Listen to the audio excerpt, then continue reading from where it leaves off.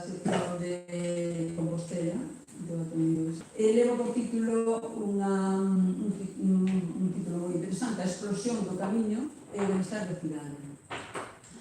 Todos sabemos como está resultando o tema do camiño de unha forma xa desde sempre.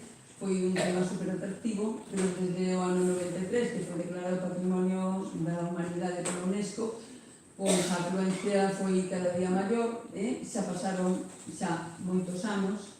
Entonces, o feito de ser proclamado Patrimonio pois foi un fito interesante, moi importante, de gran orgullo para a cidade, e trouxo moitos beneficios, fixo a cidade máis viva, máis interesante, e por suposto tamén é un recurso económico interesante. Pero hai determinadas cuestións como é a masificación dos visitantes, porque o feito de ser patrimonio é xa unha garantía para a xente que quere ter, cando fai unha visita, ter un lugar, un sitio pois de interese marcadamente mundial, non? Moi interesante.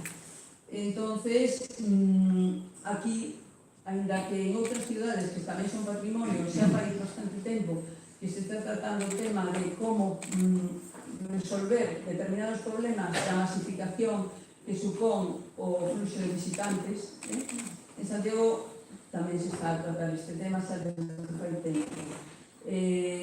Porque as persoas que viven nesta cidade, aparte deste orgullo e de todos os beneficios que trae, tamén ten problemas para vivir e convivir na cidade. Entonces, as institucións de Santiago están a tratar, a analizar o tema para ver, para propoñer respostas adecuadas a estes problemas. Entonces, agora temos aquí dúas persoas, unha representa o Consorcio de Santiago, que é o encargado de elaborar políticas relacionadas co patrimonio, co urbanismo en Santiago, e, por suposto, co fenómeno do camiño e co fenómeno do xacobeo. O conferenciante, Felipe Criado Boado, que foi profesor da Universidade de Santiago de Compostela, pero actualmente é investigador no Consello Superior de Investigacións Científicas e desde o ano 2010 tamén é director do Instituto Superior. Son persoas moi ligadas ao tema da vida de Santiago.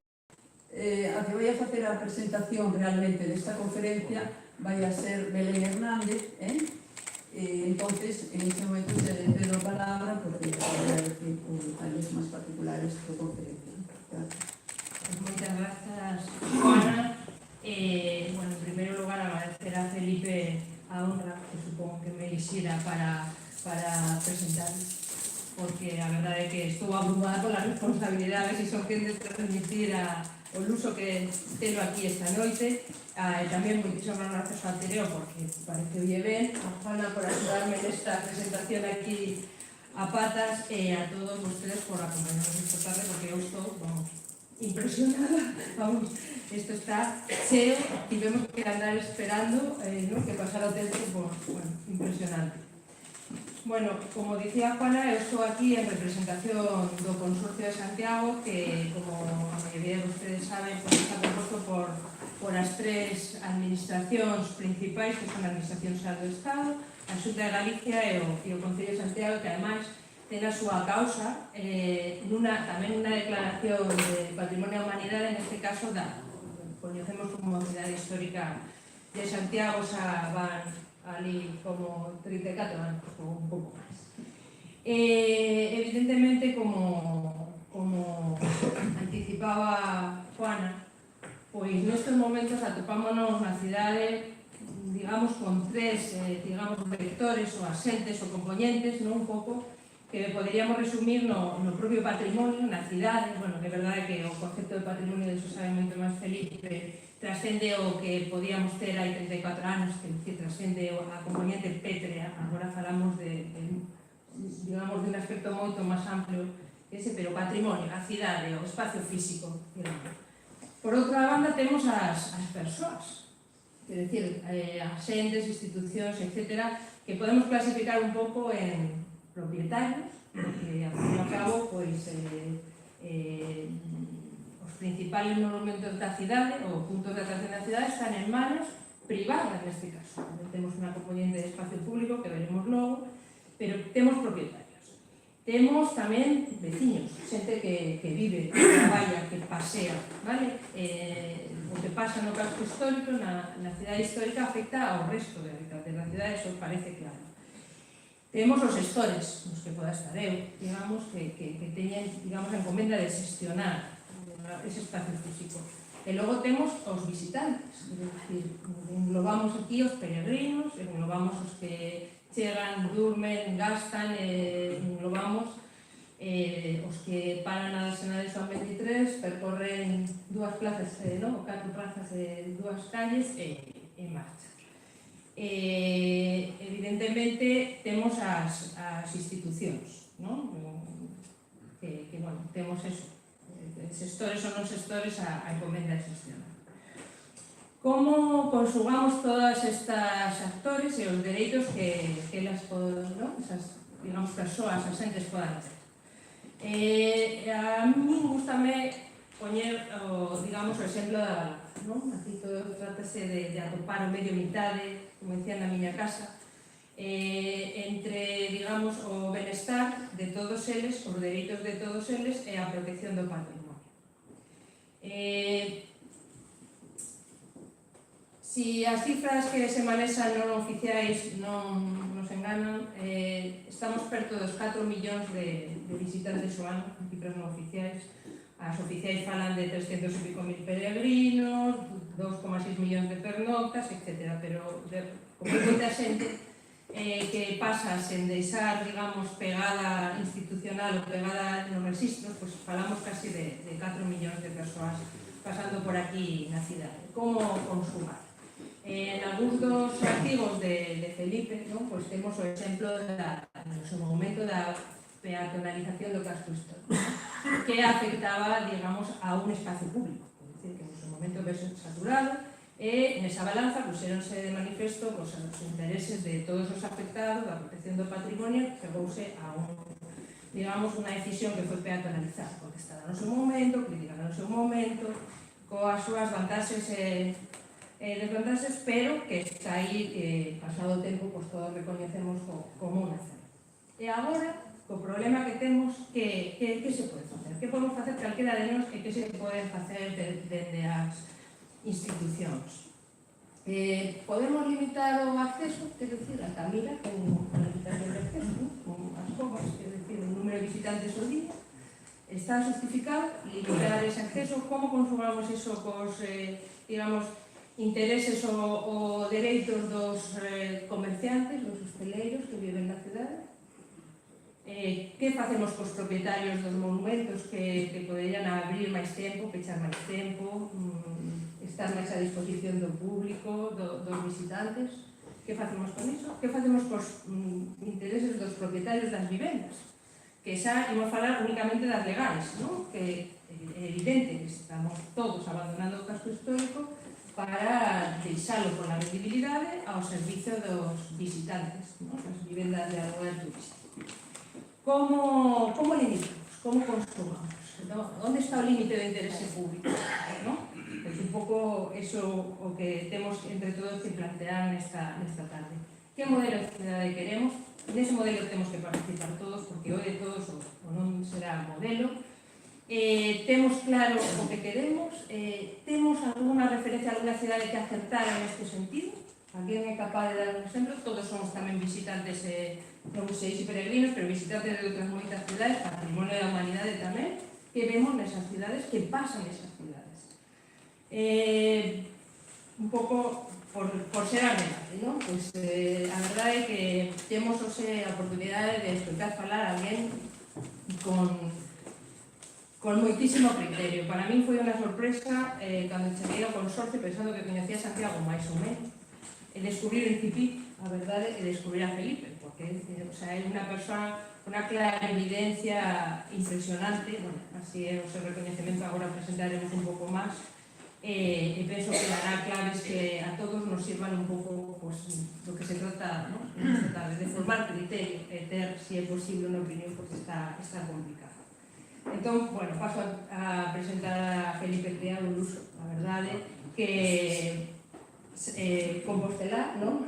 Para máis datos, licenciado na Universidade de Santiago, doctor tamén por la Universidade de Santiago, ¿no? Logo estuviste de profesor na propia universidade, estuviste de profesor visitante na Universidade de Cambridge, ¿no? Durante un curso, por lo menos, despois pasou a ser profesor de investigación no signo ano 2001. Desde 2010, pues temos a sorte de que sexa o director do Instituto asociado Instituto de Ciencias do Patrimonio asociado ao CSIC, ¿no? Un novo que xa referencia ao patrimonio co valor que realmente debe ter e que ademais ten a súa sede en Santiago de Compostela. Para máis datos, en septiembre de 2015 foi elegido presidente da Asociación Europea de Arqueología, ¿no? Bueno, dirixió como 18 tesis doctorais, bueno, non sei, suman 55 tesis, non? Tanto de maestría como de literatura, sumeinas. Así que, bueno, desenvolveu a súa actividade en países de toda Europa, tamén en Chile, Argentina, Uruguay. Bueno, forma parte de todos os comités de expertos de Europa e parte do mundo. A verdade que é unha mágoa que non teñamos máis aproveitado ni máis reconocido. Esa é a miña opinión. Así que, para a próxima vez, pensar un pouco mellor. Por la miña parte, nada máis, unha honra estar así, por todo.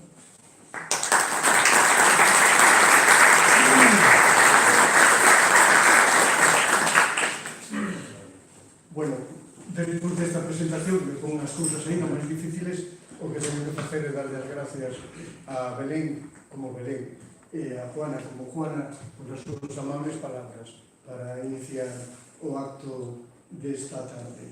E, ademais deso, teño que darles as gracias como gerente do consorcio, como representante do Ateneo, a vos por terme invitado a dar esta conferencia esta tarde aquí, e a Belén por dirixir unha institución tan importante para a cidade como é o consorcio e aceptar o envite de facer tamén a través dela presente os aquí na temática que vamos tratar o consorcio da cidade de Santiago. Así que moitísimas gracias ás dúas que xa, como veño de decir, me poñen as cousas aí un poquinho máis difícil do que eran e o son porque teño que saludar e dar as gracias a toda a xente que estades aquí, os que vexo moitísimas caras coñecidas, incluso familiares, e iso fai que me decate de que posiblemente esta é unha das conferencias máis comprometidas que poda ter dado na miña vida profesional, porque teño que actuar ante un público que é o meu, que é parte da xente que non quere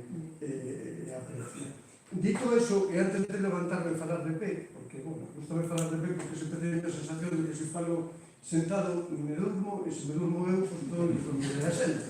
Pero antes de decir eso, quería facer un momento, un punto de aparte e comentar outra cousa totalmente distinta. Porque hoxe é un día bastante especial para todos a xente que nos dedicamos a investigación. Isto hoxe é o Día Mundial das Mulleres e Nenas na ciencia.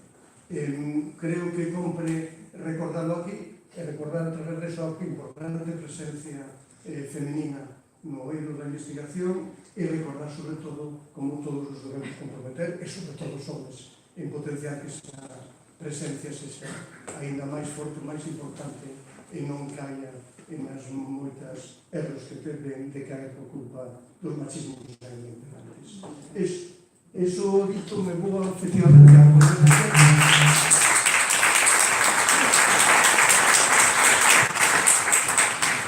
Hai pocos.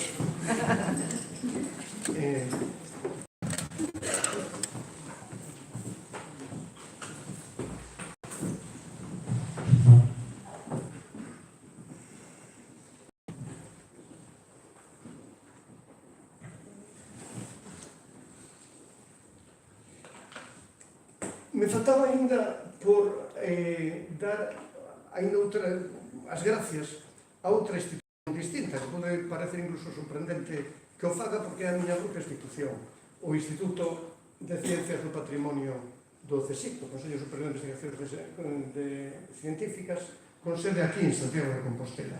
E o teño que decir porque, como supoño que lle pasa a todos os meus compañeros e compañeiras, eu non sei quen de falar sin volver unha e outra vez, e penso que nas polveras seguintes se vai a notar o traballo que o Instituto fai, que os diferentes compañeiros e compañeras que estamos nele estamos a desenvolver. E particularmente estou certo para o tema de hoxe, porque precisamente o traballo do noso instituto, que cando nos presentamos como Instituto de Ciencias do Patrimonio, inmediatamente a xente pensa que nos dedicamos a cousas de conservación e de restauración de patrimonio.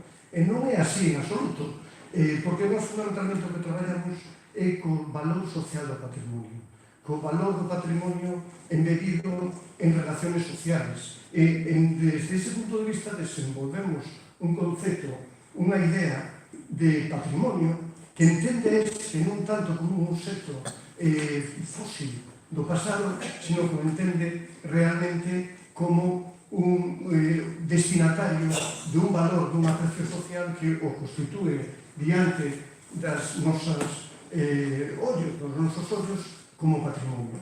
Un concepto que ademais é totalmente moderno, non existía. Fai un pouco máis de 100 anos tal concepto non existía. Como tantas outras cousas, o concepto de patrimonio é un fillo da modernidade.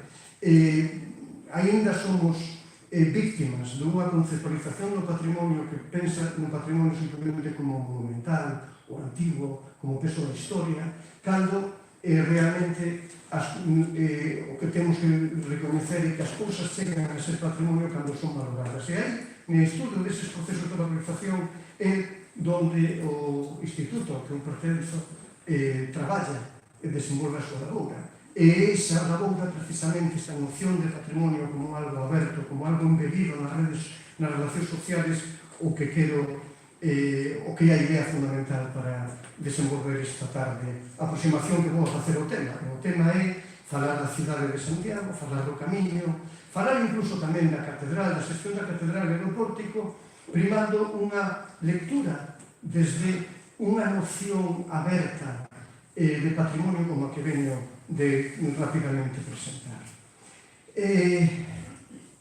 Como creo que se dixo Juan ao principio, despois remarcou tamén Belén, me parece que o punto de inicio ten que ser recordar que vimos de cumprir 25 anos da Declaración do Camiño de Santiago como Patrimonio Mundial no ano 1993.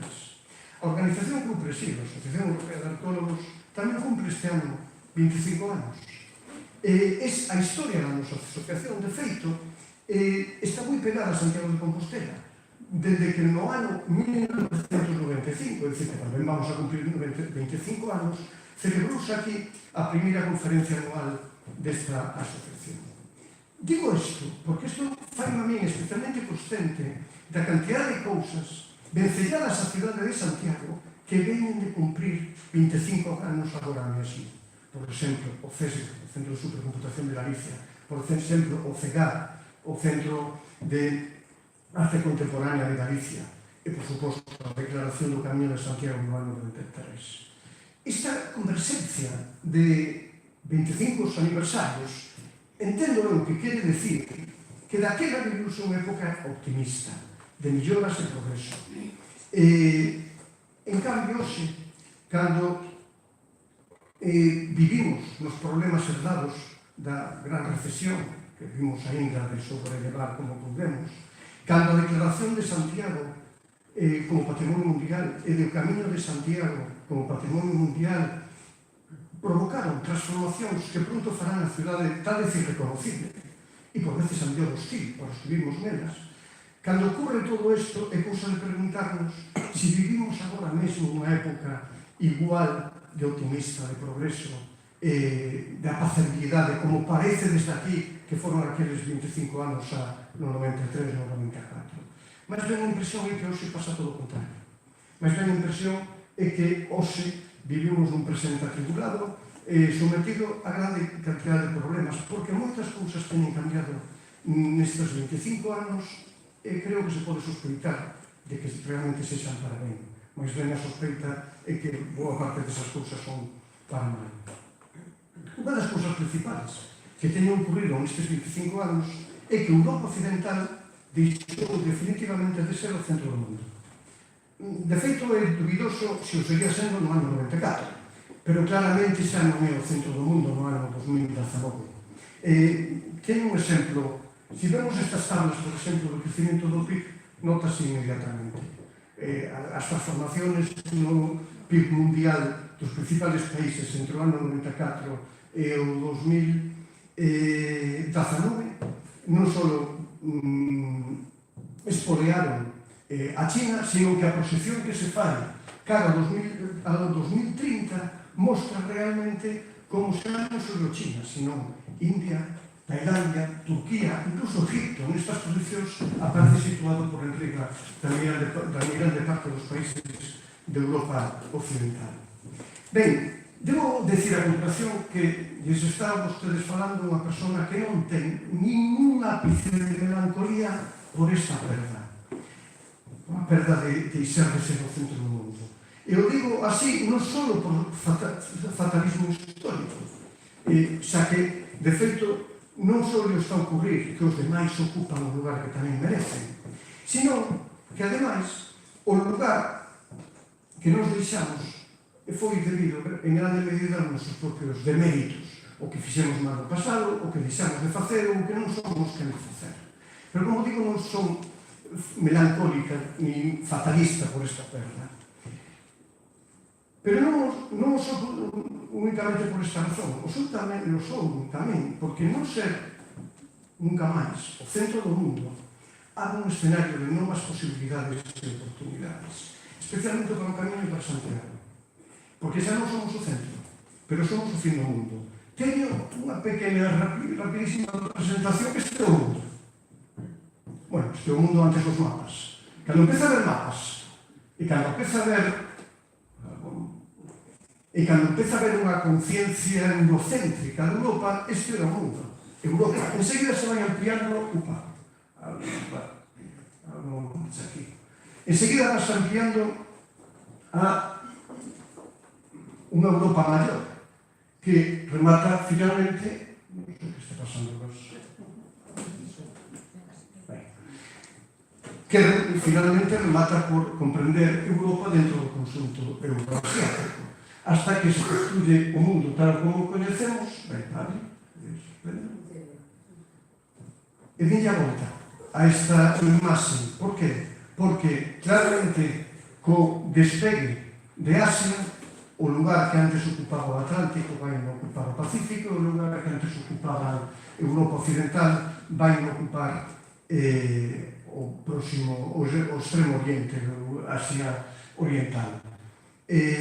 Isto nos geositúa nunha situación totalmente distinta.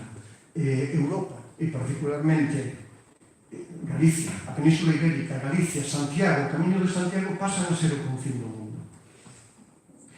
Bueno, como digo, non creo que teñamos que ser melancólicos ou fatalistas por estes cambios, sino que máis ben temos que verlos como unha oportunidade, porque de feito o que está a ver no mapa é de feito o que sempre fomos. A razón pola que Santiago e o camiño pola que Santiago está aquí, o camiño chega hasta aquí. Somos mulleres e homes do oeste, do fin do mundo, aquel sitio onde o sol abraza el mar e promete con vibrante luz cálida cada mañana. En unha situación geográfica parecida, en la fachada occidental de América del Sur, las cosmologías andinas hablan de mañana mirando al mar, viendo el sol ponerse no solo porque promete que volverá a salir, sino porque el ayer es lo que está delante, porque es lo que vimos y seguimos viendo, mientras el mañana, el este, lugar por el que sale el sol, la cordillera, está en nuestra espalda, está por venir. Los andinos hablan del ayer con este gesto y hablan del mañana con este otro, tirando la mano hacia adelante para hablar del mañana que está ahí, y hacia atrás, perdón, del ayer que está delante de nosotros porque lo hemos visto, y del mañana que aún no vemos. Bueno, os galegos temos que operar unha transformación conceptual parecida, que ademais digo eu que será moi doada para o tipo de ser especial no mundo que configura o non si galego. É dicir, temos que mirar ao futuro poniendo o onte diante para buscando a nós. E temos que mirar o presente desde un pasado que non está detrás, senón que está diante. Esa é a perspectiva que en xeral intento aplicar a todo o que falo, por certo. Pero en particular, a perspectiva que quero traer esta tarde aquí en Concepción. O futuro está marcado, no noso caso, polo futuro do camiño, que é un problema de éxito e tamén un problema, unha promesa de éxito e tamén unha promesa de problemas. Foi un éxito que nos cambiou e nos cambiará aínda máis. Un éxito tal que, de feito, se non domesticamos, saldrá desbotado como unha besta. Porque outra das cousas que teñen cambiado moito nestes 25 anos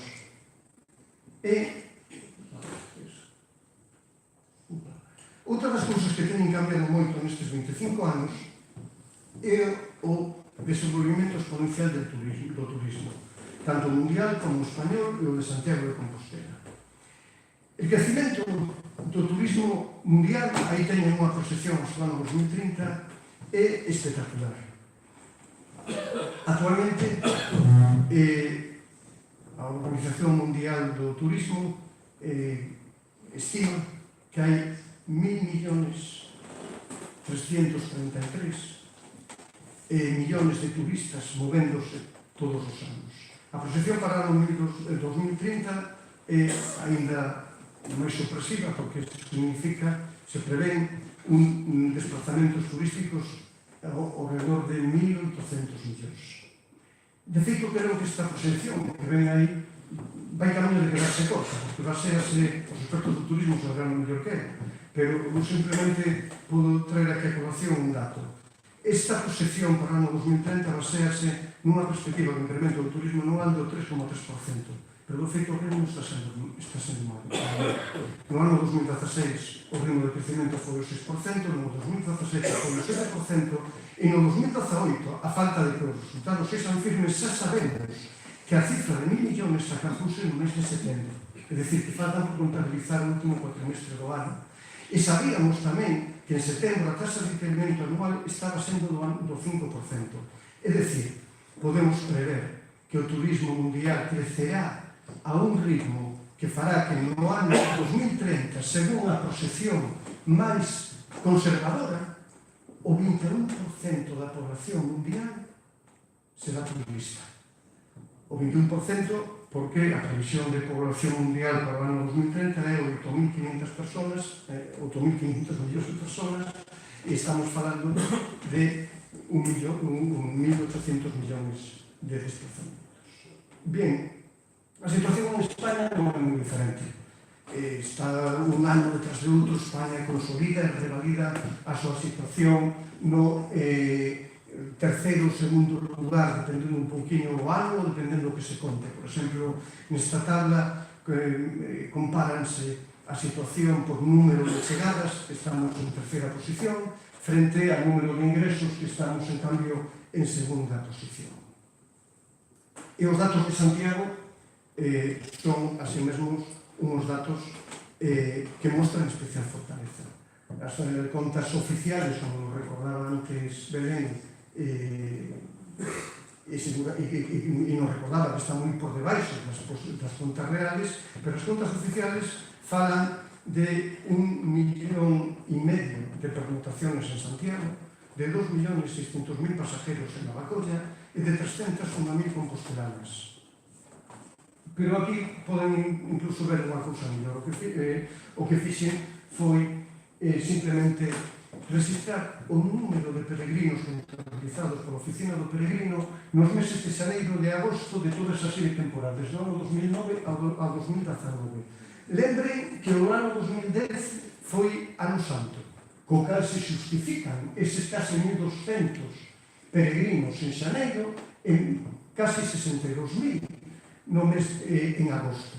Pero, unha vez fixado, se teñan fixado nesto, fíxense que estamos alcanzando xa estas cifras antes de chegar ao ano santo do 2021. É dicir, para cando cheguemos ao ano santo do 2021, xa teremos superado cifras de recepción de peregrinos moi superiores ás das do último Xacobeo. Entón, o 21 ven o Xacobeo e podemos prever un crecimento tamén espectacular. Bueno, todo isto basease nunha fortaleza. E e a su vez presenta grandes amenazas, e nos próximos minutos vou a comentar unhas e outras. A fortaleza é claramente a imaxe de marca que teñen Santiago de Compostela e o Camiño, creo que hai que dicirlo así. Esta imaxe de marca é algo da que eu podo falar, se me permite, unha forma máis subjetiva. A donde quera que eu vou, estou seguro que lle pasará moito outra xente que fale con xente fora de Santiago e Galicia e de España, a donde quera que vamos, atopamos constantemente xente que cando lle dicimos de onde somos, recoñecen Santiago, recoñecen o Camiño, e incluso é normal que digan que o ben o fixeron o Camiño, o ben queren facer.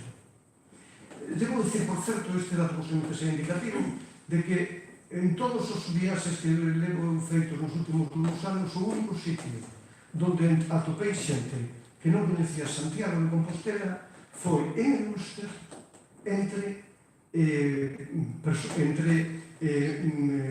membros, entre ciudadanos unionistas, é dicir, población protestante do Ulster que está a mirar constantemente para Inglaterra, para a metrópole e para poucos sitios máis. Penso que é bastante indicativo que foron os únicos que atopei que non escoitaran falar de Santiago, non reconocían Santiago.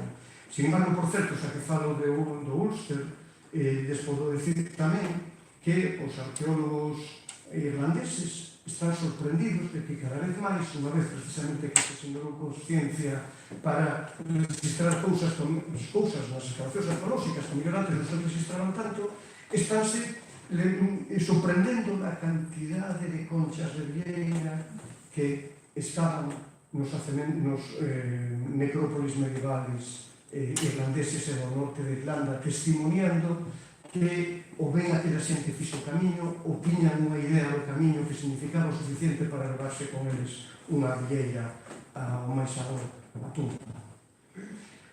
Ben, pero vamos agora a cas amenazas, antes de pasar ao estudo de alternativas seguras. Bueno, o Camiño en xeral ten muitísimas amenazas que non vamos a comentar aquí, pero non podo deixar de traer a colación algo que un amigo e gran especialista en consultoría e asesoría cultural comentou recentemente co gallo de facer un estudo sobre a gastronomía no Camiño de Santiago. E me decía, e non precisamente dunha forma cínica, senón dunha forma certera, real, me decía que a marca gastronómica do Camiño de Santiago é o San Jacobo. E ni siquiera o San Jacobo bo, sino o malo, o normal, o congelado. Bueno, isto é como para preocuparnos, porque facemos da gastronomía un selo de identidade e de calidade importante, Santiago ten, por exemplo, pero estamos a desbotar realmente non por a suficiente atención do tipo de servicios que se están dando no Camiño. Pero vamos a deixar o Camiño para vir a Santiago. Se nos vimos a Santiago, as amenazas son as que me interesarán nos próximos minutos, son tanto máis importantes. Estas amenazas fundamentalmente teñen que ver co divorcio entre turismo e ciudadanía, coa proliferación indiscriminada de negocios, asentamentos hoteleros, turísticos, en moitos casos de baixa calidade. A diferencia de outros cascos históricos, onde o gran fantasma é sempre a amenaza da gentrificación, é dicir, de expulsar do casco as rentas medias e baixas para reservar o casco simplemente para rentas altas, aquí en Santiago o problema xa non é ni a gentrificación. Aquí en Santiago, se me permite o palabro, é a hosteliarización e a parquematización da cidade histórica, que se converte cada vez máis nun escenario no que deambulan os turistas, mentras o casco histórico propiamente se vacía, se va desvitalizando, va perdendo a vida. De novo, me refiro a algún compañeiro experto que está a estudar isto, según datos que están agora mesmo procesando sobre a a recepción de Santiago entre os visitantes din que o máis triste é que os turistas non levan de Santiago ningún recordo da cidade que lles emocione, que lles provoque unha emoción e de feito lles faga lembrar Santiago como algo importante. Bueno, non teño neste caso a contrastación empírica desta afirmación porque son un dato que esta xente debe estar agora mesmo a valorar e me adiantaban eso que pola forza que ten non podo deixar de decirlo. A ver, vamos a poner un contrapunto. Non sei se bo ou malo. Santiago ten 100.000 habitantes, recibe en torno a 2,5 millóns de visitantes oficiales, e, posiblemente, como decía Belén, teríamos que falar de 4 millóns. Florencia é 4 veces máis grande que Santiago e recibe 40 millóns de visitantes. Florencia, neste caso, sirve como un exemplo bo e malo. Nos permite ver que temos ainda muitísimo margen de crecimento, pero nos permite tamén ver, e calquera que teña estado en Florencia sabrá ben, que a experiencia da visita é difícil, é complexa. Florencia está por enriba da súa capacidade de carga e cualquier visitante consciente demandaría un tipo de experiencia da cidade de Florencia distinto ao que ofrece, pero ninguén de sus visitantes, ese é un gran paradoxo, ninguén deses visitantes dirá eu deixarei de vir, eu non quero vir, eu non quero ser parte deses 40 millóns, senón que todos queremos ser. Ese é o gran paradoxo. Este paradoxo entre a fortaleza da marca que chama xente e a experiencia satisfactoria desa xente cando ven, xunto ca experiencia satisfactoria dos vecinos e da xente que vive na cidade cando se ten que relacionar de xeito non doado cos que ven de fora, estes grandes paradoxos son os que fan que sexa difícil plantexar aquí unha alternativa. Eu non vou a plantexar unha alternativa, porque non a teño. E non a teño fundamentalmente por modestia intelectual, porque estamos a falar dun problema que requiere unha alternativa que non pode simplemente enunciar unha persona sola. E o que fai falta é fomentar un debate entre actores distintos para chegar a unha posición compartida que poda dar pé a unha idea ilusionante de Santiago, de cidade, unha idea que nos poda servir a todos e que quede situado fora da loita partidista, das campañas electorales ou da forma que non pode ser que veña un concello dun color e faga exactamente o contrario do que estivo facendo anterior, porque iso non é bo para o objetivo esencial. Debemos, en este caso, despoxarnos un poquinho do perfil galego que se queixa de todo e que habitualmente non tendemos a construir nada. Deberíamos máis ben adoptar o perfil do galego na migración, que fai exactamente o contrario, que construye con as súas propias manos e se relaciona con toda a xente necesaria para ser quen de facer unha alternativa. Nos últimos anos, en Santiago de Compostela,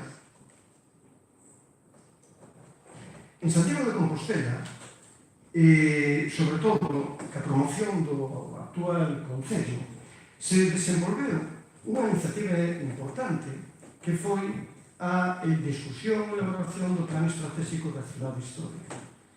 Ese plan estivo fundamentalmente pilotado por unha persona, Juan Requejo, un consultor externo, e moitas veces non hai nada mellor que traer un consultor externo, algúns dos temas relatores, traer un consultor externo para que precisamente se saquen de observar desde fora dinámicas totalmente distintas que no día a día poden parecer contrarias, pero que cando se trova un pouco de distancia mellor resulta que son moi compatibles. Por certo, pola importancia do plan estratégico e do traballo que Juan Requejo fixo, polo feito de que Juan Requejo, como un consultor externo, foi quen de falar con dúcias de personas, incluso diría con centenares de personas distintas, acumular así un capital intelectual e simbólico importantísimo. Penso eu que non sería un mal conferenciante por algún destes do Ateneo que contase a súa propia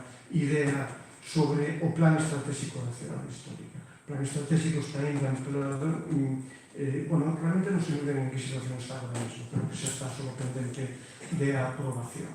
O plan estratégico plantexa algúns das patoloxías importantes que están a pasar en Santiago como consecuencia precisamente da reorientación turística do casco histórico e plantexa algunhas alternativas que fundamentalmente consisten en como recuperar as funcións vitais da cidade, é dicir, estimular de nova residencia, a actividade económica, as relacións das persoas entre sí, e estimular tamén o fluxo de mercancías e tamén de información dentro da cidade. Unha das consecuencias do plan é que é preciso fomentar a residencia e isto requerirá evidentemente un programa público de promoción de vivenda. Outra das consecuencias que se apuntan é que seguramente habría que especializar no casco histórico a construción de alojamentos colectivos, alojamentos nos que vivan moita xente xunta, non só unha persona ou unha familia, é dicir, poden ser residencias ou outros modelos distintos. E tamén é importante decatarse que o casco histórico de Santiago necesita ter contenedores que sexan grandes incubadoras de empresas, de iniciativas, de actividade creativa, de actividade innovadora que hoxe non temos no casco histórico de Santiago. E hai, en cambio, moitas outras cidades do mesmo tipo, que recuperan sitios para facer precisamente espacios que soben esta función.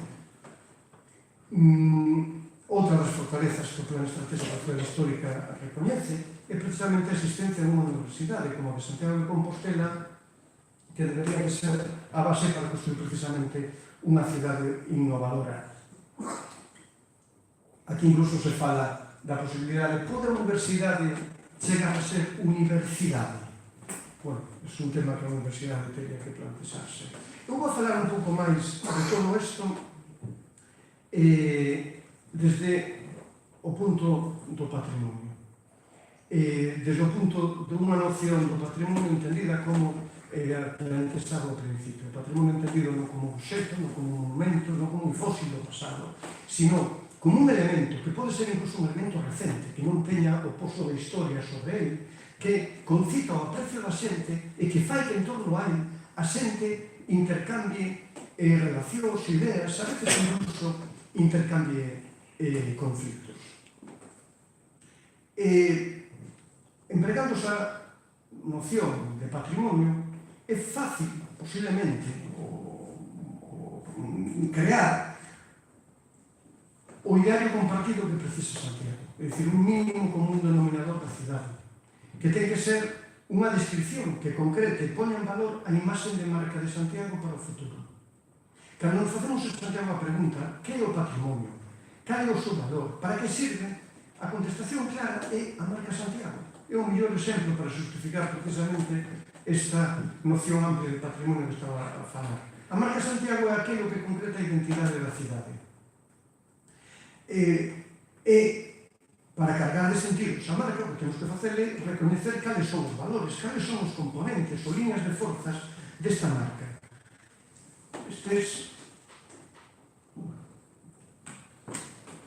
Estes valores son, se os miramos como unha versión amplia, son fundamentalmente eso. Santiago, para empezar, é unha construcción patrimonial espectacular. Hai poucas cidades que teñan a forza patrimonial histórica que ten Santiago. Pero Santiago é algo máis que románico, barroco, chorto.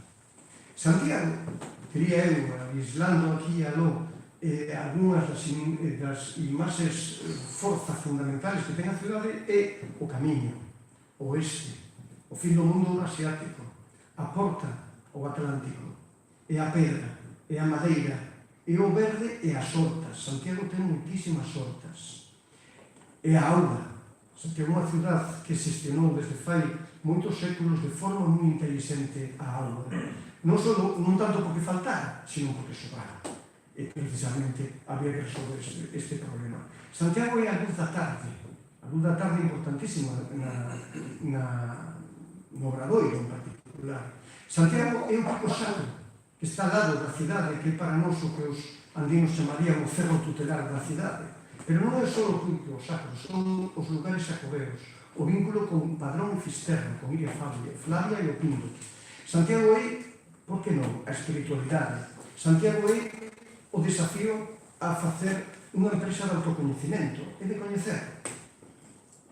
Pero, aquí vou ir dicindo varias propostas distintas para poñer un pouco formas prácticas a esta declaratoria.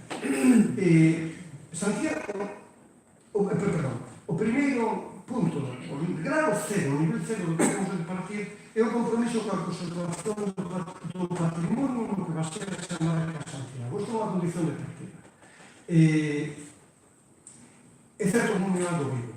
Por lo tanto, ninguna política de preservación do patrimonio a calquera precio paga a pena, porque si para conservar o patrimonio o fosilizamos ou estancamos, eu son dos que creo que habría que discutir se son unha política xeitana de conservación ou de protección do patrimonio. Isto é así, porque o patrimonio é un produto antrópico, é un produto da man de homens e mulleres. Se o patrimonio perde a vida, fosilízase, e, por lo tanto, perdese el mesmo. Isto entronca co que decía ao principio, que non podemos entender o patrimonio como inerte, senón que temos que entender o patrimonio como algo vivo, como parte da vida. Agora ben, por moito que digamos que o patrimonio é algo vivo e parte da vida, non pensemos que temos que ceder un ápice no objetivo de conservar o patrimonio. Pero claro, hai que facelo con unha política patrimonial distintas ás habituales. Hoxe se conserva patrimonio e sobre todo pola labor de cautela, de prevención, incluso a amenaza dos poderes públicos que administran o patrimonio. Non é tanto a mirar de parte das veces porque saia da xente mesma proteger ese patrimonio. Eso é o que temos que conseguir. A conservación do patrimonio ten que ser algo natural, ou mellor dito, algo que este encarnado, non natural, sino que este encarnado nas persoas. Aquí hai unha idea importante, unha idea que de feito sucediume o meu compañero do Instituto David Barreto, que posiblemente hai que armonizar unha política de protección flexible cos particulares e, sin embargo, ser moito máis intransigente do que estamos a ser coa protección do espacio público. Un exemplo desto sería, por exemplo, o crecimento desmesurado xentino das terrazas por todas partes. Sigamos. A partir de aquí hai que construir visións integradas do alcance do patrimonio, do vínculo e do ensinamento co patrimonio da cidade. Mais algo de contrapor ideas opostas, como é abrir, pechar, turistas por un lado, veciños por os outros. En vez de pensar tanto en estes contrarios que son tan falsos, porque cando parecemos contrarios de xeito natural nos decantamos por un ou por outro, o que temos que facer é investigar a interacción entre eses contrarios. De feito, necesitamos investigar temas emerxentes como son, por exemplo, os movimentos antiturismo. Necesitamos urgentemente facer unha socioloxía, unha antropoloxía dos movimentos antituristas. Por qué? Que é o que din? Cales son os seus argumentos? Como se moven? Como se organizan? Cales son as relaciones sociales, a mellor inconfesables, as que están respondendo? Por lo tanto, non se trata simplemente de rechazar o turismo, sino que se trata de trasladar o foco desde a oposición ao turismo cara ao modelo de cidade e pensar a cidade desde o punto de vista da súa habitabilidade. Estas son as ideas entre nós, fundamentalmente debo a compañera Cristina Sánchez Carretero. Entronca moi ben con unha cousa que antes da presentación creo que foi Belén que falou de desenvolvimento sostible. Eu fai moitos anos, falando de outra cousa totalmente distinta, definín ese concepto tópico para este abuso que facemos do concepto de desenvolvimento sostible. Dixe como o desenvolvimento sostible era aquel desenvolvimento de calquera cousa, de calquera persona, de calquera obxecto, e o dereito a seguir existindo. Os turistas teñen o dereito de seguir existindo, os veciños teñen o dereito de seguir existindo e así sucesivamente. Ben, o problema seguinte, como se identifica a población de Santiago con Camarca? Aquí necesitamos reconectar as comunidades falo das comunidades, Belén na introducción falaba de tipos distintos de personas vinculadas a Santiago, pero esos tipos artellanse habitualmente como comunidades. Temos que reconectar os diferentes tipos de xente, as diferentes comunidades ca cidade e co territorio da cidade. Aquí, como decía antes, non hai recetas máxicas. Posiblemente o que temos que facer os especialistas é traballar como artesanos. Esta é unha idea que lle dou unha compañera de instituto que chamase María Masaguer, que si primeiro fomos científicos académicos, despois pasamos todo o valor aos tecnócratas e máis tarde pasamos pola crítica precisamente á tecnocracia o valor aos activistas, temos o mellor que dar un paso máis, porque tampouco os activistas son necesariamente unha solución. E o paso máis é traballar como artesanos, que se sean capaces de producir un conhecimento que nos chamamos situado, un coñecimento que aúne as vivencias coa expertise, co coñecimento experto, e que intente que se saquen de ver os diferentes axentes que imaginan e negocian a cidade. Tal e como, de feito, está facendo un equipo do noso instituto traballando no polígono, no barrio de elite, precisamente para registrar este tipo de cousas. Ben, unha idea seguinte importante é que a marca Santiago debería de servir para crear unha cidade innovadora, por suposto, en ciencia, pero tamén en industria, en cultura e, sobre todo, en desenrollos culturais vencellados á marca Santiago, potenciando nichos específicos de actividades relacionadas con esta marca. Isto significa que temos que construir unha política de identidade e estilo que non temos. Que non suele pasar precisamente das declaracións oficiales, ou máis ou menos oficiales, como pode ser a miña, a realidade. Vou poñer un exemplo que pasou má fai pouco cando visitei o Belfast. Isto é un taxista en Belfast. Non sei se algún de vostedes ten estado en Belfast recentemente.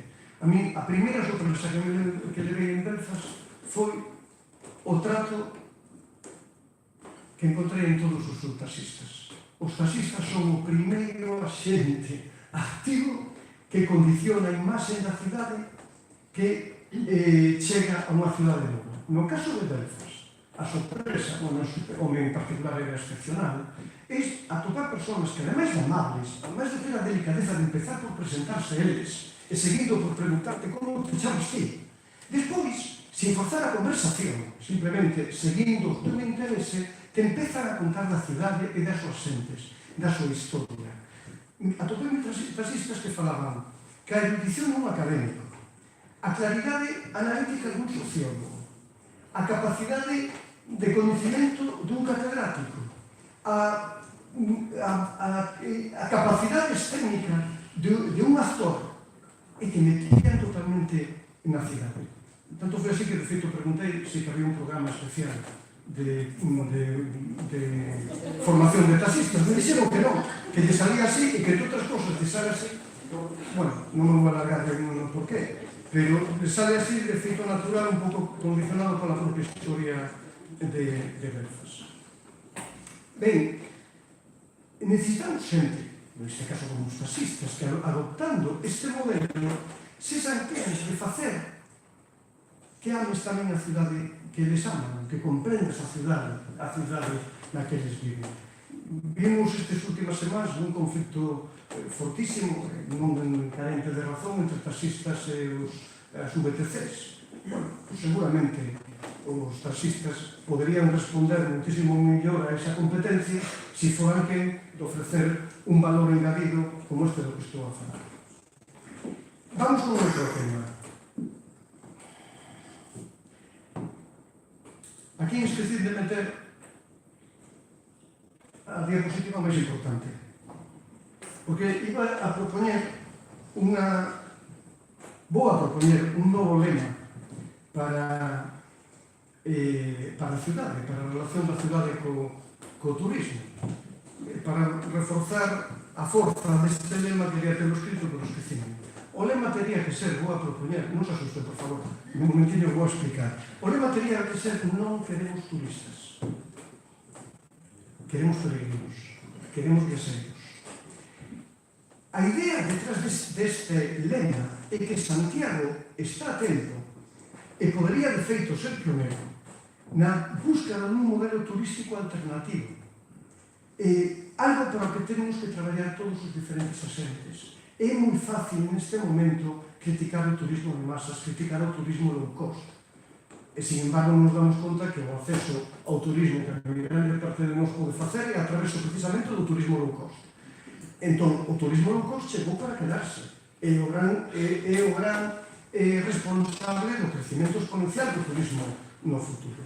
Por lo tanto, non se trata de facer programas centralistas contra o turismo low cost. Volvamos a aplicar, como decía antes, unha imaxe desde onte cara o presente que somos e o futuro que virá.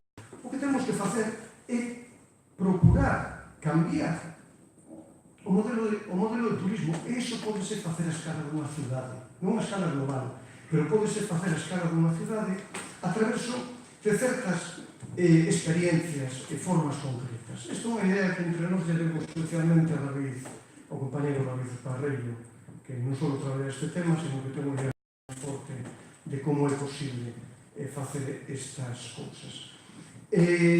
Por exemplo, unha idea que ele mesmo abunda inmediatamente, que os souvenirs que se venden na cidade deberían de ser aplicar todos o principio kilómetro cero. É dicir, en vez de ser importacións chinas ou tailandesas, deberían de ser souvenirs producidos en un entorno. Outro punto importante deste vencillamento ao patrimonio é precisamente recuperar os citos da historia compostelana. Pero non me refiro aos grandes citos, sino me refiro a todos as sinais que lle permitan a xente, neste caso fundamentalmente os vecinos, non tantos visitantes, comprender cada esquina, comprender o peso da historia que hai detrás de cada esquina da cidade. En Santiago tentouse en algún momento con unha serie de sinais que retolles a vostedes que se entenden elas, porque neste momento non hai unha sola que se poda ler. Pero ademais non sei se hai as mellores sinais precisamente para intentar construir unha idea propia, unha historia propia da cidade. Vou seguindo, vou relatando. Temos que facer outra cousa moi importante, que é reconstruir a relación da cidade co territorio. E para iso dispomos de varios fortalezas importantes que no fondo teñen que ver precisamente co feito de que Santiago este onde está. Un compañeiro do noso instituto, César Parcedo, recentemente fixo un análisis complexo de tecnoloxía de información xeográfica que deu lugar a este mapa que marca os sitios de Galicia que son máis visibles desde o resto da xeografía galega. Bueno, a curiosidade deste análisis foi que la topou que o sitio máis visible de toda Galicia, é dicir, o que ten o grado 100 de visibilidade é Montefaro. Pero resulta que o Pico Sacro, o Monte Pedroso e incluso a propia zona sobre a que se asenta Santiago están nun rango de visibilidade alta igualmente importante. De feito, o Pico Sacro, aquí teñen neste mapa, no mapa da esquerda, están marcados en blanco os sitios de Galicia que son máis visibles que o Pico Sacro.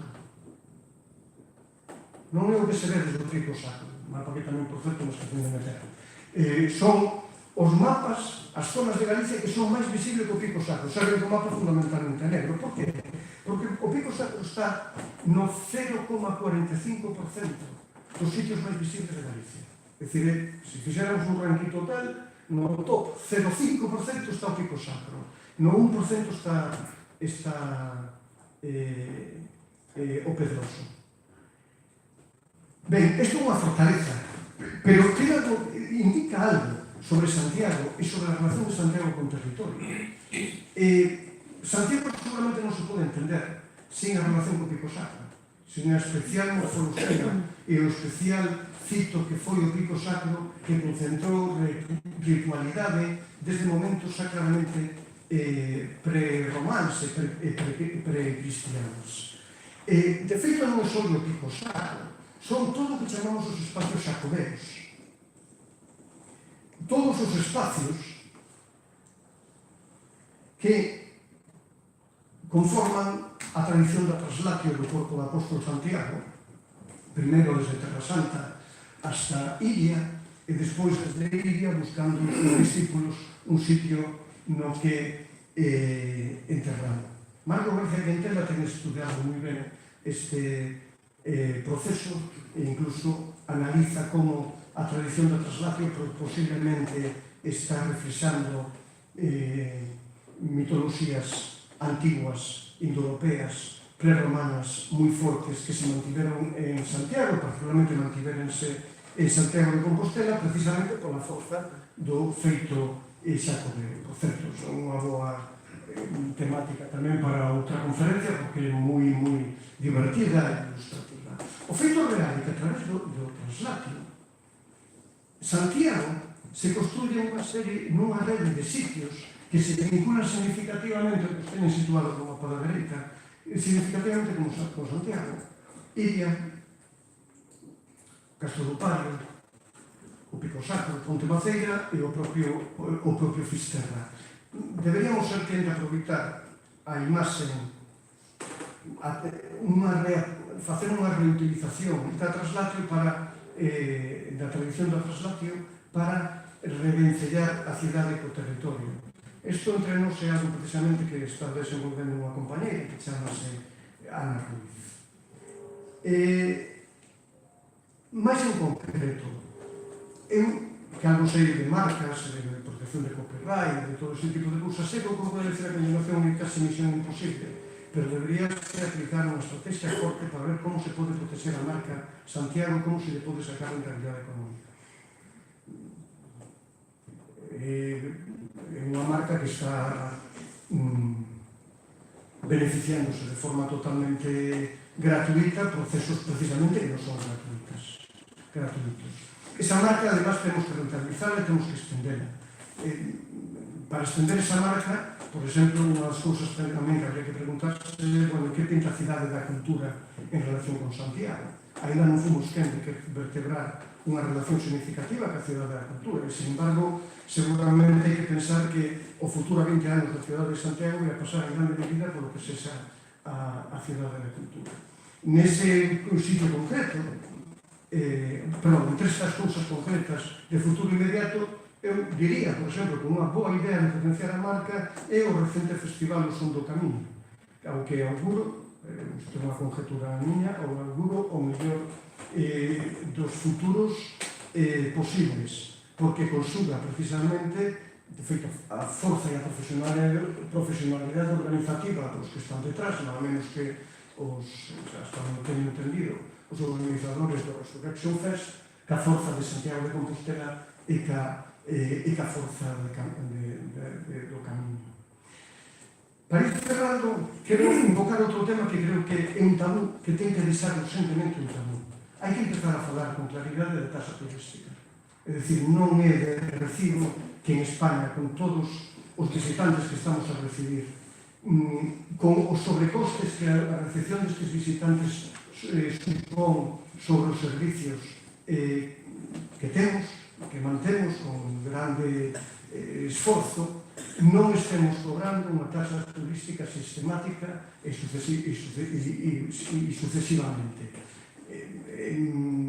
Hasta onde eu coñezo a biografía os expertos no tema, o debate sobre se a taxa turística pode funcionar como unha retracción do turismo, pois mire, vai ser que non. Eso mellor podía ser cando a Santiago chegaban 5.000 personas, pero non cando pelexan por chegar milleiros de personas. Ese tema me parece escandaloso de feito, que é un tema case tabú, que non se poda tratar, que non se poda plantexar, que debería ser, de feito, política de Estado en España, política autonómica e política do Concello en Santiago. Bueno, aquí teñen toda unha serie de cousas que se poden facer e que ten moito que ver como facer que a marca de Santiago basada no patrimonio especial de Santiago potencie o seu valor. Vou rematar con un exemplo, pero neste caso máis ben un exemplo do que con todos os respetos non se debe facer. E o que non se debe facer é cousas como facer un peche indiscriminado e definitivo do Pórtico da Gloria. Sencillamente, parece, quero ilustrarlo neste sentido, que falar de pechar o Pórtico da Gloria, bueno, en xeral, falar de pechar unha porta é unha mala idea, porque unha porta está feita para cumplir unha función e non só estar pechado. Ollo, non quero ser irresponsable, non nego que pode haber momentos ou razóns concretas puntuales para concreta e puntualmente pechar, en este caso o pórtico, e cobrar unha entrada por ele. O que discuto é si temos todos os datos necesarios para defender que esa ten que ser alternativa para sempre. E máis, o que discuto é saber que é o que se está pensando. Porque non hai, precisamente, traio isto que foi portada un especial do Correo Gallego sobre o Pórtico da Gloria. É unha das poucas cousas nos que hai unha manifestación clara de que é o que queremos facer co Pórtico. Entendo que agora mesmo o Pórtico ten que estar pechado, non vou decir que non, porque as obras de restauración que se están a cometer no resto da catedral afectarían a policromía do pórtico na que se leva invertido tantísimo esforzo para precisamente recuperarla. E máis, incluso podo aceptar que durante uns anos se cobre a entrada ao pórtico para capitalizar precisamente estas labores de mantenimento da catedral. Pero gustaríame saber o que se plantexa máis aló dele.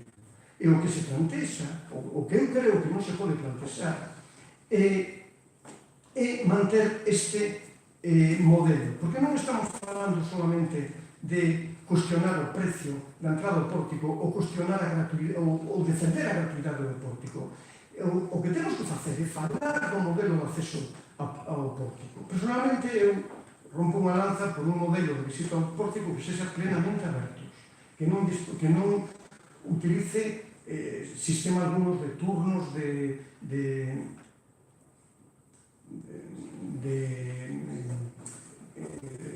filas que se realiza a través das escalinatas do Obradoiro, que non fractura a continuidade do pórtico co resto da catedral, que non rompa a continuidade, a relación entre a fachada principal e a praza do Obradoiro, que permita, por certo, tomar fotos, cousa que agora mesmo non se pode facer, que permite que a xente tuitee as fotos ou a suba a Instagram, que é precisamente o que fai que as cousas funcionen e se generen un valor distinto. E non sei por qué, tampouco se ve, agora mesmo non se deixa facer fotos ao visitante. En definitiva, un modelo de visita que non sexa o actual.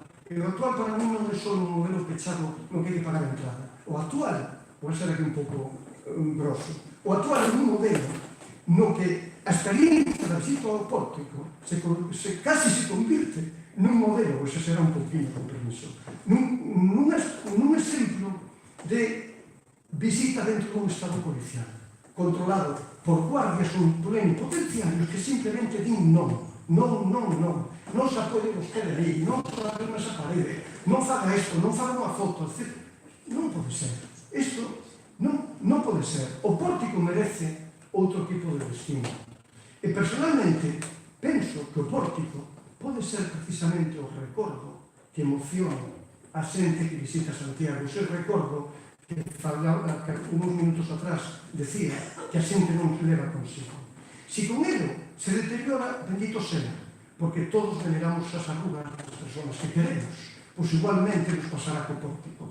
O pórtico pode ser o agasallo que a catedral, a iglesia, o camiño, a cidade e os vecinos fagan os peregrinos, a esa xente que atravesou Europa e o mundo para vir a vernos.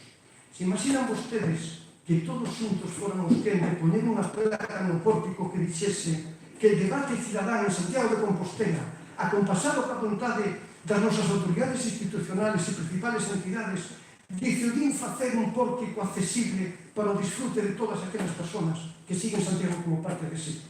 para que volvan ás súas casas levando o seu recordo nos quebrados de nós. Pois eso é precisamente o que un patrimonio entendido, activa e abertamente ten que aportar a xente, e con eso remato. Moitas gracias.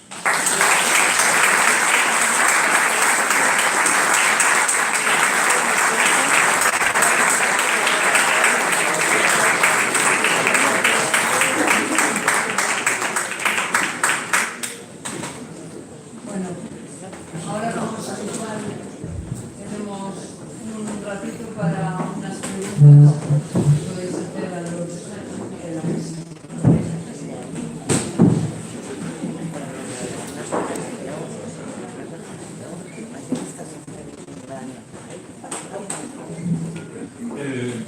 Moitas gracias pola tua intervención. A verdade é que has tocado un montón de temas enormemente polémicos. Alguns, evidentemente, podo compartir a tua opinión, en outros casos me parece que, bueno, son moi discutibles. Pero, en todo caso, a mí a preocupación principal que temos, que eu particularmente teño, é que bueno, o turismo é un factor de desenvolvemento importante que crece de xeito continuado, que en ese sentido sabemos desde principios dos 90 que as cidades con casco histórico monumental e patrimonio da humanidade teñen unha presión turística enorme e, por lo tanto, o que temos que preservar por riba de todo é o noso casco histórico, pero como un espacio urbano vivido. En ese sentido, aproveitando que está a xerente do consorcio, máis aló do que a rehabilitación dos edificios e das casas, sin dúbida ninguna, o máis importante que siga sendo un espacio urbano vivido. Para eso é necesario, desde fai xa moito tempo, implementar medidas que posibiliten a vida das persoas. Se falaba en moitos casos de ascensores, de algún caso en moitos dos edificios, decir, facilitar a ubicación das persoas no casco histórico e, conseguintemente, que a su vez o comercio sea un comercio para veciños, non un comercio para turistas. Entón, en ese sentido, a mí me parece que o consorcio ten que tamén reorientar, digamos, a súa política máis a rehabilitación, a instalación de persoas, de convertir o casco histórico nun espacio urbano, porque en este momento está moi degradado pola presión turística. Pola presión turística e pola creación de ofertas de restauración, hotelera, habitacional, etc. Ten que, efectivamente, equilibrarse. En ese sentido, a mí me parece que, bueno, pues que hai que poñer primeiro as bases para que o casco histórico poda ser de novo vivido e, ao mesmo tempo, obviamente, establecer unhas determinadas limitacións para a ubicación de nova oferta turística, chamando comercio turístico, habitacións turísticas, etc. Senón, o casco histórico se vai por elemento fundamental que ten a nosa cidade de diferencial e de referencial a nivel. Por tanto, isto sí que me parece que hai que insistir muchísimo en ello, porque senón, digamos, o proceso de desenvolvemento turístico sin límite, sin ordenación ninguna, sin definir as capacidades de carga, leva ao casco histórico a unha especie que se dice moitas veces de parque temático. De parque temático.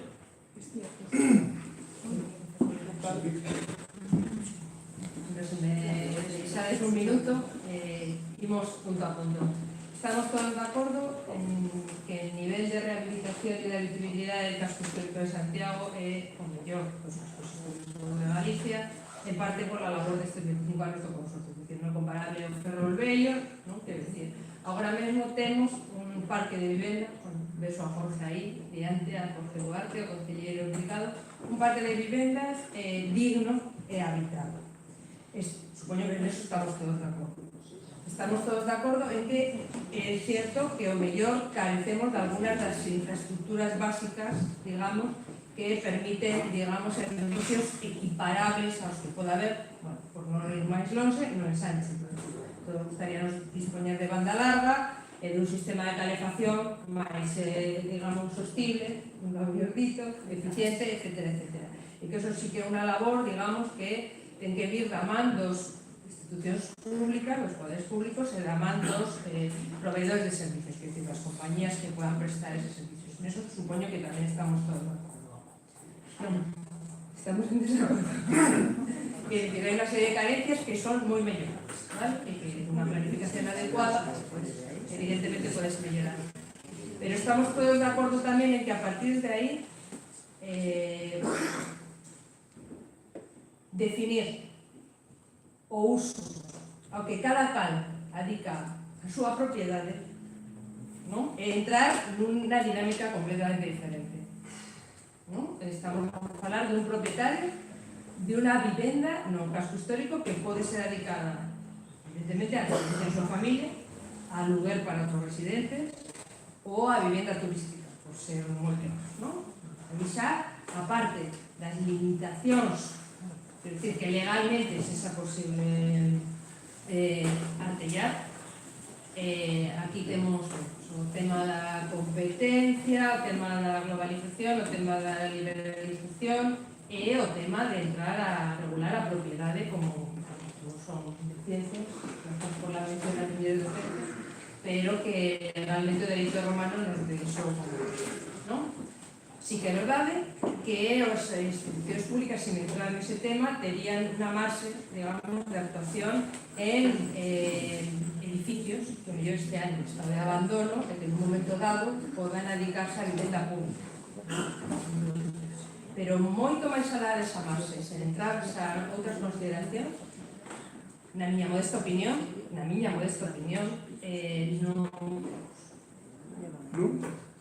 Quiero decir, si se entra a limitar os usos dos propietarios, sí, claro. Xa non estou a falar de viviendas ilegales, o sea, de viviendas de alojamientos turísticos ilegales. Es decir, si se entra a limitar ese uso, entonces sí que podemos entrar a falar de los por ser claros. Es decir, podemos facer toda a labor de rehabilitación e de habitabilidade. Seguimos traballando en carpinterías para evitar exigencia energética, ruido, seguimos a traballar en envolvente de edificios, podese traballar de novo a través das áreas en recuperar espacios habitables, podese traballar en dotación de servicios e infraestructuras cada vez mellores, que a partir de certo punto entramos en outro tipo de consideración. Pero nada está excluido do debate, evidentemente, do modelo de cidade que queremos. Só digo unha cousa, estou moi de acordo con o que dice Belén, e creo que isto é máis encaixar en un dos principios que estiven antes comentando, que foi este principio teórico práctico de que compre flexibilizar as cousas para que os que viven teñan condicións máis cómodas, máis asentadas e demais, pero, por outra parte, hai que manter unhas normas, uns referentes moi claros do que se pode facer ou non facer.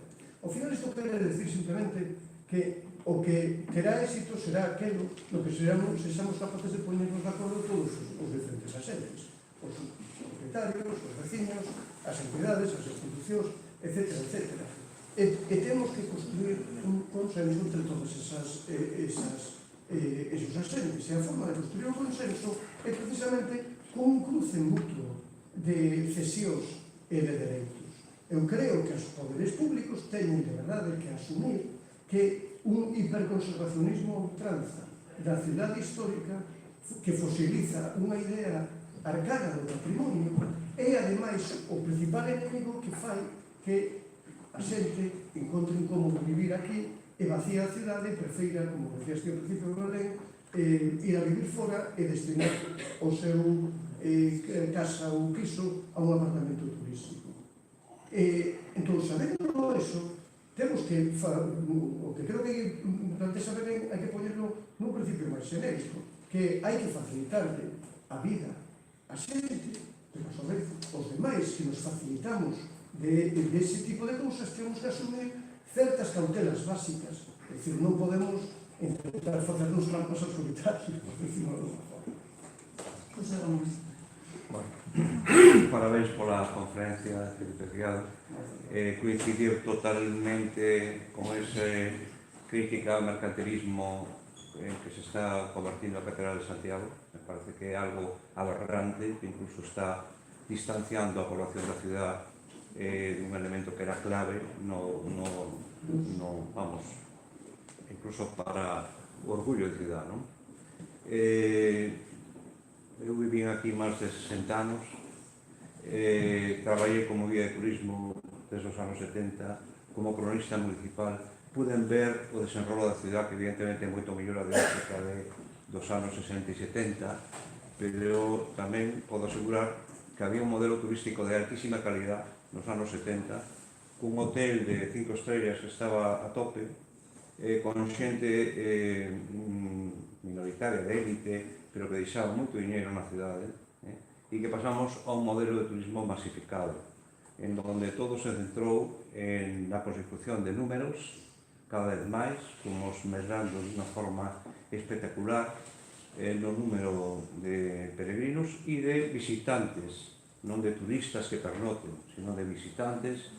A veces é algo agobiante ver cando chegan os cruceiros de Coruña e Vigo e nos invaden a ciudad con visitantes que están aquí 2 ou 3 horas, que colapsan absolutamente todas as vías de comunicación e non deixan prácticamente nada, nin casi ven nada, non? Eu creo que, coincidindo con todo o que se dixo anteriormente, o centro da ciudad é o casco antigo e a catedral. E os dous teñen un gravísimo problema. O casco antigo, porque se está evidentemente perdendo a vitalidade que tuvo nesta ciudad durante sempre, non? Castigando a poboación, eu mismo fui vítima, unha vez instalado no casco antigo me tuve que ir porque é invivible, inhabitable, polos ruidos en madrugada, por a falta de fundamentalmente unha calefacción digna, que non hai posibilidad de meter gas, pola falta de fibra óptica, por cantidad de circunstancias que farían a vida máis fácil. E ademais por unha política nefasta que se levou a cabo, limitando as posibilidades de intervención para os veciños e deixándolle as máis libres as administracións públicas. As grandes aberracións do casco antigo foron a Casa de Facenda, aquí na Rua Villar, onde se edificou sobre os patios, onde se multiplicou o volumen, o Museo da Ciudad, o antigo Banco de España, etcétera, etcétera, etcétera. Muitísimas intervencións da propia Iglesia, mentras os particulares non podían colocar un ascensor, non podían prácticamente dignificar a súa vivenda. E iso levou a que a xente de toda a vida do Casco Vello se tuvera que ir. E ahora mismo que isto se convirta nun parque temático con casas de recordos turísticos made in China, que son todas exactamente iguales, e onde o que está acontecendo, que ahora a población de Santiago se pode pasar semanas sin necesidade de ir ao casco antigo, porque non hai vida propia. Por lo tanto, para mí é fundamental, por un lado, darlle vida ao casco antigo, cuidar ese centro tan importante que é a Catedral de Santiago, integrándoa e non apartándoa do cidadano, en donde antes o orgullo dun compostelano é ir a enseñar os santos croques aos visitantes, o Pórtico da Gloria, que non se derramaba, porque as portas da catedral se abrían desde as 12 do mediodía hasta as 9 da noite e se ventilaba absolutamente todo. Claro, levamos 30 anos cas portas pechadas a cal e canto e creando aí unha densidade, unha humedad terrible, que foi gran parte do deterioro que tuvo o pórtico nesta última parte. Non as visitas, senón esa falta de ventilación. Eso, por lo tanto, que fai falta ir a un modelo de ciudad que recupere o casco antigo e, por outro lado, a un modelo turístico que non se base fundamentalmente no número de peregrinos que chegan, porque iso pode ser unha moda igual que o turismo de sol e playa que pode pasar en calquer momento.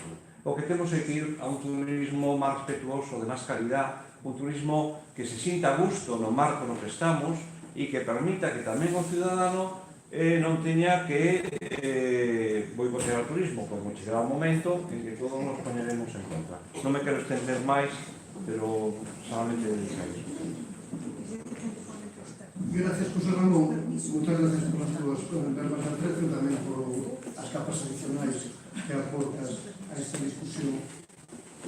Como non tengo a contradecir, pues, totalmente contra o que dixeches, o que vou facer é aproveitar para comentar unha cousa que de feito desbotei o guión que traía para afogar un poquinho de tempo. Pero nun certo momento iba a facer unha serie de preguntas retóricas, eran máis longas que simplemente as preguntas como as vou contestar agora, plantexando que é o que gana a cidade de Santiago, a cidade como cidade, como proxecto urbano, como vida en común, que é o que gana de ser a sede do goberno autonómico, de ser o campus principal de unha importantísima universidade como a de Santiago de Compostela, que é o que gana de ser a sede da Cidade da Cultura, que é o que gana de ter aquí a catedral. As preguntas retóricas iban orientadas nun sentido, quere decir, como estes diferentes asentes que son básicos na historia e no presente da cidade, a universidade, o goberno autónomo, a Cidade da Cultura e a catedral poden facer, ou deberían de facer, política urbana, política de construción e construción de cidade. Mentras falabas, estaba a recordar eu que nun contexto totalmente distinto, que os sabes moi ben da historia do arte, a catedral fixo isto. A catedral fixo política urbana activa. Cando Vega e Verdugo chega a fabriqueiro maior da catedral, creo que en 1658, e na segunda mitad do século XVII, a idea de Vega e Verdugo sobre o que tiña que ser a sede da Catedral Compostelana se convirte, de feito, en un motor de facer cidade que crea a espectacularidade única que ten hoxe o entorno da Catedral e a cidade de Santiago. A idea rectora de Vega e Verdugo era que, como a Catedral era tan importante, o apóstolo era tan importante, había que abrir unha serie de espacios ao redor da Catedral para dignificarla. Cando era cativo, crecín as sombras da Catedral de Santiago e aprendí a dibuixar, perdonadme se contoste un momento, e a mellor me estendo 30 segundos, aprendí a dibuixar, intentando dibuixar as formas imposibles do barroco da Catedral de Santiago, que eran excesivas para a capacidade técnica dun rapaz de 5 ou 6 anos que era eu. Pero iso me deu unha idea do que é unha catedral que, cando uns anos máis tarde empecé a viaxar con os pais por toda España e outras zonas, cada vez que chegaba unha catedral me frustraba, porque non por non ser a Catedral de Santiago, senón porque a súa monumento non entendía unha catedral, por exemplo, que estaba entre medias de calles estreitas de 4 metros de luz.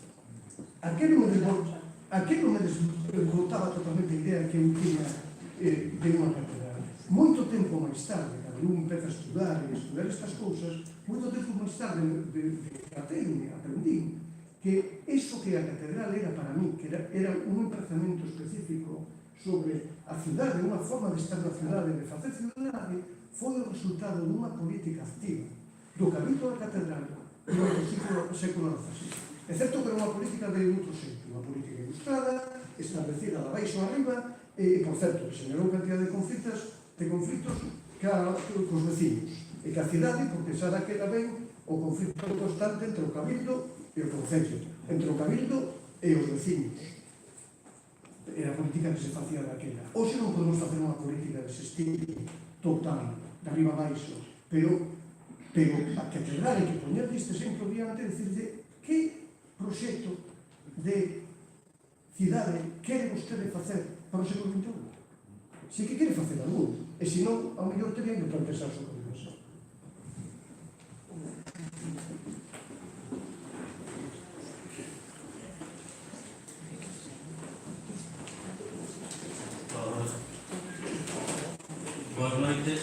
Simplemente una descripción rápida.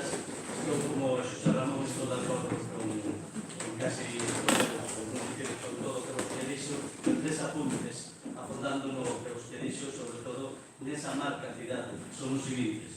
Primeiro, no Códice Calistino hai 4 citas que lo recorde, donde aparece o apóstolo Santiago con absoluta claridad como apóstolo do quinto mundo. Están ahí con total y absoluta claridad. Eso es por un lado. En segundo caso, falo no sentido de esa contorna de entendido Compostela, entendido Santiago como un espacio único que integra Padrón, Fisterra, Picosacro. Eu incluso añadiría ao Porto da Coruña. O Porto da Coruña era outra meta esa Coruña. Muchos, como a Padrón, como a Fisterra. Metas que non chegaban ni a ser complementarias de Santiago de Compostela. Eran Santiago de Compostela. Non se pode entender Santiago de Compostela sin Fisterra e non se pode entender Fisterra sin Santiago. É tan contundente que lles vou poñer o segundo ejemplo, falei de tres. Relatos de peregrinación, franceses, belgas, alemanes, todos os que daban título de peregrinos que chegaban a Santiago, todos viaxe de fulanito de tal, a donde? A Santiago de Compostela e Finisterra. Unha única unidade, un único concepto. Vale, terceiro exemplo. Antes que todos os que estamos aquí, quenes estaban aquí? Os peregrinos. Quenes fixaron Santiago? Os peregrinos. O sea, eles teñen máis dereito que a nós. Ou como mínimo, o mismo. Estaban aquí xa. Estaban aquí xa. O exemplo máis característico é o seguinte, que falaba Felipe desas conchas que está por analizar. Empezou a estudiar Robert Floch, pero pode parecer en Alemania, en toda a influencia de Alemania. Pero é que esas conchas de peregrino en enterramentos, os dous buratiños que non dan lugar a dúbidas de cal é a procedencia dese viaxeiro sagrado, esas conchas están por toda Europa. Están en Polonia, están en Hungría, están mesmo en Islandia. En Islandia apareceron recentemente conchas de peregrinos soterrados enterrados por dous buratiños. O sea, Santiago é Europa, Europa é Santiago. E o viaxeiro que fixo esa unión, que fixo ese enlace, foron os peregrinos. Por lo tanto, eu estou perfectamente de acordo con ese lema, con esa máscara que significa peregrino, viaxeiro, peregrino. Eso é Santiago. Non ten nada con os turistas, evidentemente. Pero o valor emocional dos que visitan ese bar desta cidade, que teña aquí falado con peregrinos estranxeiros, poderá, non me deixará mentir, o valor emocional desa carta, desa cidade que se llama dentro hasta que se morre, no a edade media pero presente, son os peregrinos. Os peregrinos poden ter creencias religiosas, ser ateos, ser agnósticos, ser o que sexa, pero todos teñen espírito. Esa é a diferencia crucial, vital, entre o turista e o peregrino. O peregrino como sempre aquí, o turista chegou a 20 anos. Hai outra palabra. Vamos a... No, bueno, é que non podo decir nada mellor que o que dixo o compañero dos meses. Únicamente recordar que precisamente por todos estes valores de Santiago como fin do mundo é porque eles comenzaron dicindo que o paradoxo de que as transformacións da xeopolítica do finales do século XX, do século XXI, nos volven a situar onde sempre estivemos, no fin do mundo. E esa é a nosa mensaxe. Unha última palabra, porque estamos chegando ao momento da hora. Para volver a realidade, que non estaría mal. Isto sin desmerecer a ninguén. O tema desta conferencia era a relación entre a cidade, o sea, o cidadano, e o entorno turístico que significa Santiago, a marca Santiago. Non sei se me escoita, pero bueno. Quero dicir que hai que poñerse nunha tesitura real e ver cal é o concepto que de Santiago é o que significa teñen hoxe mismo os santiagueses, que non é o mesmo porque teñen hai 20 ou 30 anos, porque eu son aquí, vivo aquí casi toda a vida, e recordo un feito que pode ilustrarnos moito do que sentían o orgullo de ter cidade. Hai como 30 anos apareceu unha bola na escalinata da Platerías, que é unha obra de Simón Rodríguez moi importante no urbanismo da cidade, rota. O escándalo que se montou na cidade, as amenazas, que non estou exalzando, pero as amenazas, as ofertas de cartos de ciudadanos anónimos, chovían por todos os lados. Hoxe mismo, eu creo que non sería posible. Por qué? Non porque sexamos peores, porque xa non estamos. É dicir, onde están os santiagueses? Os santiagueses están fora. E sin veciños non se fai cidade. Eso se aprobou todos. Por tanto, cantos habitantes ten a cidade de a cidade, non a ayuntamiento, non concello, a cidade. Pois se cada non chegamos a 50.000. Bueno, seguramente, non o sei, porque eu non fijo. Bueno, eu non quero entrar en causas, quero poñer sobre a mesa feitos.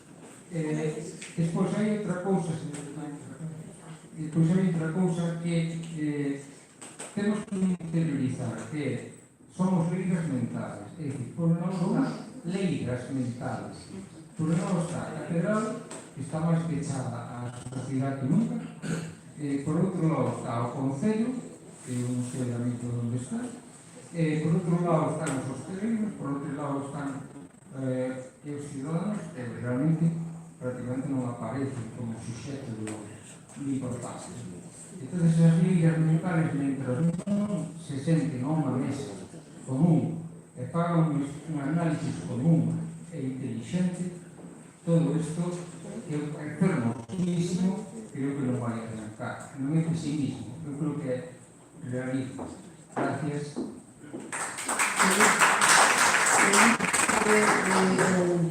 Belén, unha resposta rápida, estamos cada... Non quero que a televisión me preciso unha resposta porque foi suficiente para mostrar isto que estamos a falar, que precisamente o conflito dos vecinos en relación a la cidade. Belén, o mío... Pues sí, pero ao final, quero decir, sirve a tendencia final do señor que falou agora, que decir que o proxecto de cidade será un proxecto de todos, pero non será, que todos, que cada un dos agentes que quitou eso que empezamos a falar por ele. Bueno, é un tema que hai que seguir, estar todos, hai dinero, de todas, ahora mismo moitas gracias a Felipe Fidalgo e, por suposto, Belén, entregámoslle unha mostra, un recordo